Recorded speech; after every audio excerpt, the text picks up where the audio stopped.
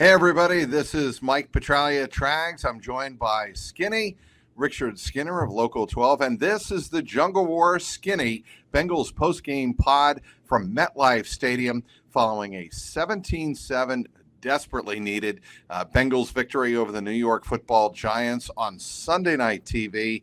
Nothing like national exposure and primetime TV to bring out the best in the Cincinnati Bengals. I kid. Yes, you do. It was not the best. It was not even pretty. I wondered at halftime what the network executives were thinking, Skinny, putting this particular game on.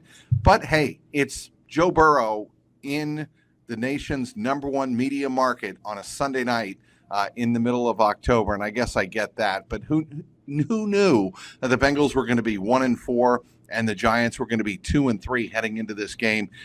Look, style points don't matter much. They don't matter at all because the Bengals were able to win a game that gets them at least some momentum going into Cleveland next week.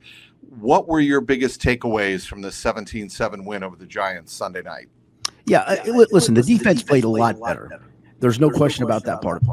But for me, it was a baby step forward against a bad offense, and that's all well and good.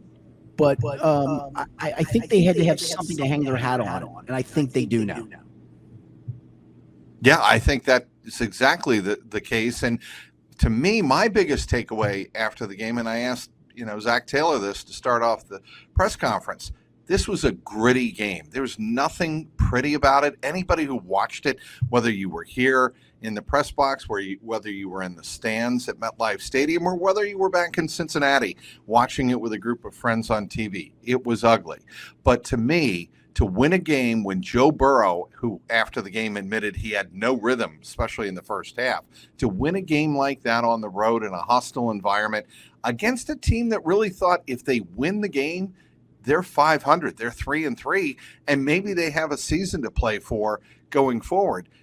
That says something that you're able to win a game when Joe Burrow is your leading rusher and he throws for barely over 200 yards. Well, it at least means you have a pulse, and I think that's all you wanted after a game like that is to keep the season beating, and there's probably no other takeaway than that. Again, I thought the defense played better. Having Sheldon Rankins with B.J. Hill, I think is a good thing. It opens things for Trey Hendrickson, who had a couple of sacks, probably because Sheldon Rankins was alongside of him. And Joe made enough play. But the bottom line is, you had to get a win to keep having a pulse for this season. And that's what this did. To your point, there were no style points. There was nothing other than you hang it in the W column and you look and go, okay, having at least a full complement of defensive linemen has to help moving forward. No question. And Zach Taylor made reference to that after the game at B.J. Hill. You and me were there in the scrum around B.J. Hill's locker. It was a special moment, I think, for B.J. Hill coming back to the organization that gave him, as he pointed out, his first chance in the National Football League. Spent his first 3 seasons in the NFL with the New York Giants before obviously being traded for Billy Price over to the Cincinnati Bengals in the 2021 season. It was a big moment for him coming back to New York, and he admitted he was nervous early on, but then once he settled into the game, I thought he was a force. Yeah, and that's what you're hoping when you have your full complement is it's a trickle down effect, right? You got Hill and Rankins working in tandem. You got Rankins and Hendrickson working in tandem, and you get one guy making a play, maybe a guy taking a gap, whatever it is. I think it all trickles down, and you saw that. And then you did have guys make plays like B.J. Hill. I mean, he forced the interception. He had another ball that we all thought tipped, and he said hit him right in the face, actually. But he was there to get in the face, and that worked out fine. Yeah, and when you take a look, I think when we look back at the film on Monday, and we break down the game and where the game turned in certain areas, I thought stopping the Giants on their first drive of the second half was very clutch. And when the Giants decide, because they couldn't move the ball, to go for it on fourth down, and they managed, and the Bengals managed to stop them on that 4th and 2. I think we all took a breath and went, they're actually snapping the ball here and going for it. And the Bengals were able to get a good defensive play on the outside, and that was a good harbinger, as it turned out, for the Bengals defense of things to come. Yes, on the next drive, the Bengals got the ball at the 38-yard line, and what happens? Zach Moss fumbles the ball away, and the Giants get the ball back. They come down the field. They eventually tie the game 7-7. And on that drive, they actually did go for fourth down, not once, but twice, and converted both, and eventually punched it in for a touchdown. But let's fast forward, while we're on the subject, to the biggest defensive play of the game. The Giants have fourth and short, and they are driving for what would be a go-ahead touchdown in this game, and DJ Turner steps up and knocks the ball away. Your thoughts on what you saw from that play, and how DJ Turner, I think, Skinny, his ability to step forward in his first start since Dax Hill tore his ACL, I think that was a significant moment for him tonight. And he obviously gave them good snaps against Carolina, right? And so I think that was important. The one thing for me is the redemption part of that, because he got called for the interference that set up that lone touchdown, and it was interference. He didn't think he interfered. He said to me, he goes, I didn't like the call. Well, I think you did interfere, my guy. But to bounce back and come up with that fourth down stop shows a lot of fortitude for that guy. And going back to that earlier fourth down miss and then the fumble, and I said it at the time, Mike, I said, this is what losing teams do. Yep. Losing teams don't make fourth down, and losing teams then don't take advantage of them not making the first down by fumbling. And that was a key turning point for me, because it could have really turned that game ugly. It could have, but I just thought the way the Bengals stuck together on defense, and clearly Burrow was not having his best game. But let's turn to the offensive side of the ball, Skinny, and what Joe Burrow was able to do late in this game. He takes a violent hit from Brian Burns. He gets his head smashed against the ground, the back of his helmet. Anybody who saw it on TV or saw the replay in the press box, we could see it very clearly, and we can understand why, and I made this point in the press box, why the officials, the NFL officials from the replay booth or whoever is responsible, called down to the Cincinnati bench, because Joe Burrow told us after the game he didn't think anything was wrong at all. But obviously they wanted him checked immediately for a concussion. So Burrow goes to the blue tent. He doesn't miss a series, even though Jake Browning was warming up on the sideline. And Burrow comes in the game, and they're facing third and long. And I want to bring it up, make sure I have it right here. They have 3rd and 12 at the Bengals' 34-yard line. And Burrow throws on the run a dart to Andre Iosivas for 29 yards to the Giant 37-yard line. Burrow could have been dog poop the entire game. And for him, coming off a hard hit from Burns and slamming his head on the ground, to be able to come forward, make a pass when he needed to make a pass on 3rd and 12 was just remarkable. Yeah, it was. And what a catch by Iosivas, too, because it was right along the sidelines. He had to make sure he kept his feet in, which he did. And I thought that was a great play by both. It was a scramble play situation, and they both kind of read the situation properly. And that was a big first down, because it kind of puts you in clinch mode, and they eventually do clinch it with the Chase Brown touchdown. How about Joe Burrow, the underrated athlete? Wow. The 47-yard career-long ramble down the right sideline. And let's set this up a little bit. It was a touchdown, obviously. He beat the safety in the corner to the pylon and dove in for the touchdown that made it 7-0 in the first quarter, and I think gave the Bengals the ability to take a breath at the start of this game. But for Joe Burrow to have two pass plays called, and neither one of them panned out, and he said, screw it, I'm just going to take off with the ball. And Zach Taylor told us after the game that is just great instinctive playmaking by our star quarterback. The thing that's so weird to watch was how many people went to one side of the field. Right.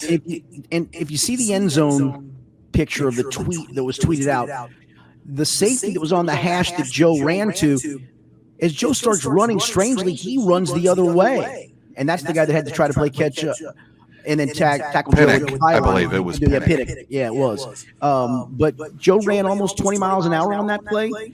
Don't tell me he's not an athlete. Don't forget, he was a pretty good youth baseball player. He was a damn good youth high school AAU basketball player. Yep. And obviously, we know what he is as a football. Yeah, and I just thought, Joe had some fun with us after the game talking about his ability to make plays like that, and it's underrated to this day. I think, Joe Burrow doesn't get to talk about his athleticism, but dang, he can really run when he absolutely needs to, and the Bengals needed him. Go ahead, Skinny. Remember how cocky he was, too, with his answer where he even said, he wasn't going to catch me. About 2 more yards, he would have caught you, my guy. Yes, he would have caught. And if he were so confident that he wasn't going to be caught, he wouldn't be diving for the pylon the way he did, of course. But let's let Joe Burrow have his moment. Sure. Because I thought Joe Burrow tonight showed a lot of maturity and leadership in a really, we keep coming back to this, Skinny, an ugly game where he said that was one of my few good plays of the night, that running play where he took off and scrambled for the touchdown. He was self-effacing. He was very humble after the game. He knew that he has to play better going forward. He also knew he was up against a very difficult defense. And he also pointed out, we're not going to score 30 points every single game. And there has to be other ways we find, we get resourceful and find a way to come away with a road victory. And that, to me, more than anything, was Burrow's message to not only us, but to his own teammates after the game. Yeah, I thought one of the interesting things he said was he got affected by the pass rush more than he would have liked. Like, I think unofficially he had 16 pressures. He got hit around. It's a really good defensive front. I know people even without Kayvon Thibodeau. Even without Kayvon Thibodeau. I know people are going to point to the Bengals' offensive line sucks like it always sucks. I mean, that was a good defensive line. Yeah. And to the point of what Joe said, that's the human nature of this, right? You get banged around a little bit, and that's the first thing you're thinking about, rather than making the right read, the right progression, when to take off, when to hold it, how quickly to get rid of the ball. And I think that was a very introspective thing he said, where, hey, the pass rush did affect me. I don't think you're going to have a lot of games. You're going to have some, but not like that. I think that's more of a tip of the cap to the Giants. They really do a great job rushing the passer. We haven't had a chance, Skinny, to talk about the players-only meeting that was held this week after what happened last week with the Ravens, and a lot of the frustration that took place after that game, and understandably so. It dropped into 1-4. The Ravens are clearly in the process of running off and hiding from the AFC North. The Steelers did win today, but Burrow doesn't want this season getting away, and I think there was perhaps, from his point of view, too much reliance on, the coaches have to figure out a way to scheme us up and get the job done and put us in position to win. And Burrow was like, no, damn it. We've got to find a way to be tougher on the field and sack up, if you will, to coin an expression, and find a way to win. And that's what I think tonight's game was all about. Yeah, and I know the mantra to this is the Giants' offense sucks, and they didn't have Malik Neighbors and all that, and that's fine. It's true. You're not wrong. But you're playing the team you're playing. You don't worry about who's not playing or who may be not at full strength and still playing. You don't worry about that. You worry about you and the team you're going up against, and the team you're going up against made it very difficult for you to score Sunday night. And when you're 1-4, you just need to find a way to win. Now, would a performance like tonight beat the Chiefs? Probably not. Definitely not. Would it beat Baltimore? Definitely not. But I can also tell you this. I watched this Bengals team with defensive struggles play toe-to-toe with both of those teams. So do you want to lose aesthetically pleasing, or do you want to win ugly on occasion? Sometimes you got to win ugly in this league. Oh, they absolutely needed to win the game by hook or by crook. They needed to get the marker in the win column, no doubt about that. Did you sense in the locker room after the game sort of a sense of relief from the defense that, hey, this is finally what we're supposed to look like? And I think some of it, there's a little truth to that. There's no Dax Hill, so that's an injury. It's a factor. But you finally had basically a starting caliber corner with DJ Turner, starting caliber corner in Cam Taylor-Britt. Mike was back at slot. The safeties we still can have some issues with, and I still think that's a work in progress. We saw Jordan Battle work in there a little bit more tonight. But I think to the point of, I think it was Jermaine Pratt that said this to a couple of us, listen, our defense starts up front, and we finally have our guys back. And I do think that makes a difference. I think when Like, one more point on that. And I don't know if it's coincidence, but Sheldon Rankins and B.J. Hill have played together 3 games. New England, they gave up 16 points. Actually, 13 because Charlie Jones fumbled. Against Kansas City, they gave up 19 points. 7 were scored on that scoop and score fumble return. Right. And then 7 tonight. Maybe coincidence. And, it's 2 pedestrian offenses in New England and tonight. But it's also Kansas City that only gave up 19 points to. So I think there's some truth to that.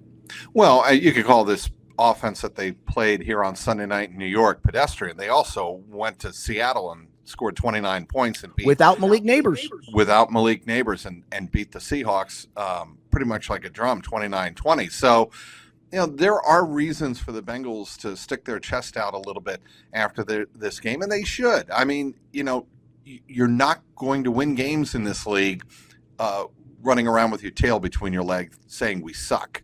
That's not going to work. And if the Bengals, need a win, an ugly win like this to get some of their swagger back, then so be it. The real issue is at 2-4, and it was this way obviously even more so at 1-4. You got to be able to string consistent performances together, Skinny, and that's where I wonder. People have brought up the 2022 analogy. The metaphor to that season and what the Bengals were able to, do and running off 10 straight wins. Is this team capable of doing that? I think before we even begin to approach that conversation, how about 2 wins in a row? How about 3 wins in a row? Right. Just leave it at that. No, I'm with you. But you are at a spot where you're capable of doing that. You have a Cleveland team that's got the quarterback that is just a mess, and they're a mess. Philly still has some issues. They didn't play exactly great in beating Cleveland today. Then you have the Raiders, and they're god-awful coming to your place. And then we'll see where we're at after that. I mean, you have a chance 5-4 going to Baltimore. Let's see what this team's all about at that point. But to your point, right. String a second straight win together, then let's talk. Hey, can we take a look at some of the numbers here, Skinny? Sure. Joe Burrow, 19 of 28, 208 yards. He was sacked 4 times. He was hit I think twice as many as that. I think he was hit 8 times. And he had a quarterback passer rating of 89.6. I don't think he has ever had 208 tougher yards passing than he had tonight. I agree. Even if you look at the 2 biggest plays, the Jamar Chase looked like he just did one of those Jamar's down there somewhere throws. Yes. And it was then a playground. The was a scramble play. That's 62 of the yards on those 2 plays alone. I will say he had some good balls to T. Higgins that made some great catches. Not great catches, but just tough catches, strong-handed catches. To me, I thought he was really big. Burrow's second best pass. I think his best pass of the night was to Joseph, considering the circumstance and where he put it, and Joseph helping him out with a great catch. But his second best pass was over the middle to T. Higgins in a spot. And we talked about this last week, Skinny. Burrow has the ability to put the ball, especially when it involves T. Higgins, in a spot where only T can catch it and doesn't lead him into a huge hit. Yes, T was hit over the middle on the ball I'm talking about, but it was still a remarkable pass. Yeah, and that's the thing. Sometimes, a pass looks ugly, but it wasn't the one from last week where he threw it behind T in the end zone, because that was the only window that he had to throw it without it getting intercepted by the linebacker. It looks like an ugly pass because it's behind the guy, but it was the right place to put it. Same thing with T. He put it in a spot where only T can get it, and then T's got to show strong hands, strong physicality, and he did that. Hey, before we forget, and we're coming up to the end of this podcast, I want to give props to the bounce back player of the week. I'm with you. Rehkow. Yes. Ryan Rehkow, 6 punts on Sunday night, 46.3 gross average. The net average, 42.8. 4 of those 6, Skinny, were inside the 20 with 5 seconds or more of hang time. That's exceptional. And that's what's funny about raw numbers, right? Because 46.2 gross, 42.8 net. Evan Huber did that late in his career. But a lot of those punts were inside Giants territory, and he was trying to get him pinned, to your point. I mean, 4 of them that he pinned him on. And then when he had to hit bombs, he had his first one for 55 with a net, or 55 with a net of 55. Right. He hit one 39 yards, and that was what the situation called for. Then he hits another 55-yarder with a return of 1 yard. So when he had to bomb it, he bombed it, hit high enough for coverage, and then the times he had to chip it down in there and say, hey, we're going to either cover this or you're going to catch it at 10. He did that too. That was brilliant. You're right. He was great tonight. And he got the snap down on, the go-ahead field goal, the tie-breaking field goal. And look, I mean, yeah, it was only 37 yards. I don't care. It had to have been going through his mind. And he got down the 2 extra points as well. But that had to have been going through his mind. I didn't have the chance to actually ask him about it after the game, but still, you got to feel good for a guy like that because, look, the Bengals are going to need him, especially if they play some of these games going forward that play out like this one did Sunday night here at MetLife, where it's low scoring. There isn't a great margin of difference between the two teams. You have to win field position battle. And one reason the Bengals won this game tonight is because they forced an inept offense that didn't have a couple of weapons to move the length of the field and rarely gave the Giants, a plus field to work with. Well, I think he's a real weapon. And the more he learns about ball placement and whatnot, I think he's just going to be outstanding. I mean, when he needs to hammer one, good Lord, he can hammer one with the best of them. What are you working on post-game here, Skinny? Kind of a column along your lines, Mike, of listen, it wasn't aesthetically pleasing on offense. You weren't playing a great Giants offense, but you did make some strides defensively, and this win gave you a pulse. It wasn't one of those ones where you go over the top and go, they're back. I can't tell you they're back. They can't even tell you they're back.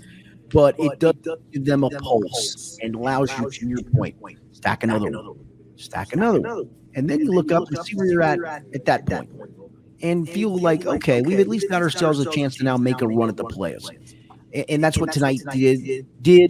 That's what these guys, it gave them that sense of relief. Okay, we know how to win. Next week, it's the Cleveland Browns, again on the road, but thankfully it's not a primetime game. I know this is inside baseball stuff, but I'm done with – I mean, I know we're going to have a couple more of these, but 8 o'clock games, 8:15 games are just brutal. So they're brutal on the players, too, by the way. For full disclosure, we're doing this coming up on 2 a.m. Eastern time. And I still have to finish a column. I know you still have to finish some work. I do. You're driving home. I've got a flight at 11. But for the record, I'm just going to get this out there. For the record, I am, believe it or not, getting some sleep before I get in a car and drive 8 hours back to Cincinnati. I'm not gonna divulge what you told us, what time you were thinking of driving. I was a little nervous about the time you said you were going to try, Mike. So I'm glad you're going to get some sleep. And by the way, anybody want to check out James Rapine's tweet and capture the essence of what my mood can be like in an elevator immediately after a night game trying to get down for the press conference? Go ahead and check out James Rapine's tweet. It's worth the follow. It's worth I will say, as many know, this stadium was in New Jersey. It's Rutherford, New Jersey. Right. I think the walk from where we got off the elevator to where the Bengals locker room and press conference was, I think we went through the Lincoln Tunnel to get there. I'm pretty sure we did. We waited in traffic to get to the Lincoln Tunnel appropriately, Skinny. Yes. All right. Skinny, check out his stuff on Local12.com. He has, as always, great stuff up there. Follow him on the X, Local12 Skinny. Be sure to follow me on the X at Trags, Trags. I have plenty of locker room reaction up on Twitter, as a matter of fact. Also have plenty of locker room reaction on the Jungle Roar Podcast YouTube page, youtube.com/at Jungle Roar Pod. And be sure to follow my stuff at CLNS Cincy with a Y.com. He is Richard Skinner. My name is Mike Petraglia, Trags. The Bengals get a much-needed win at MetLife Stadium against the New York Giants in primetime, 17-7. For Skinny, I'm Mike Petraglia. Thanks for watching this episode of the Jungle Roar Skinny Bengals postgame pod.